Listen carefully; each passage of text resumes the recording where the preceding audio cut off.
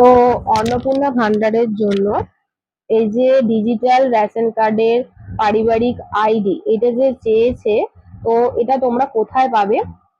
তোমাদেরকে চলো শেয়ার করি। এটা তোমরা ফোন থেকেই বের করতে পারবে। তো কিভাবে বের করবে সেটাই আজকে তোমাদের সাথে শেয়ার করবো। তো চলো, আমি এখানে ফোনে চলে এসেছি, আর ফোনে এসে এখানে আমি প্রথমে যাব ক্রম ব্রাউজারটা ওপেন করেছি। এখানে সার্চ অপশনে ক্লিক করবো, লিখবে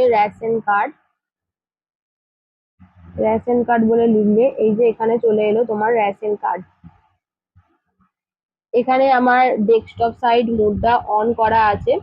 তো তোমাদের যাদের অন করা নেই তারা অন করে নেবে। কিভাবে করবে, এখানে দেখো থ্রি ডট আছে, এই থ্রি ডটে ক্লিক করে এখানে যে ডেস্কটপ সাইড আছে, তো ডেস্কটপ সাইডটা এখানে অন করে নেবে। অন করা হয়ে গেলে এখানে দেখো এই যে ওপরে রয়েছে সিটিজেন্স হোম, এই যে ওপরে এইটাতে ক্লিক করবে।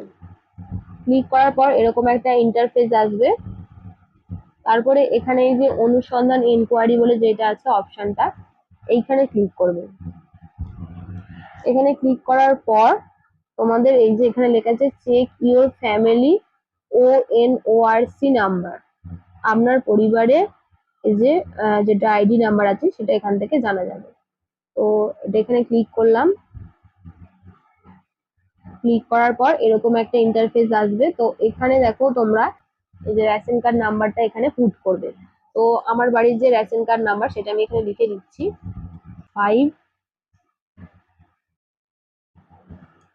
নাম্বারটা দেওয়ার পর উপরের যে লেখাটা আছে সেটা এখানে লিখে দেবেন, যার নামে আছে। আর এই যে ONORC ফ্যামিলি আইডি, এটা ফ্যামিলি আইডি বলে যেটা লেখা আছে ওইটা, এই নাম্বারটা পুট করে দেবেন।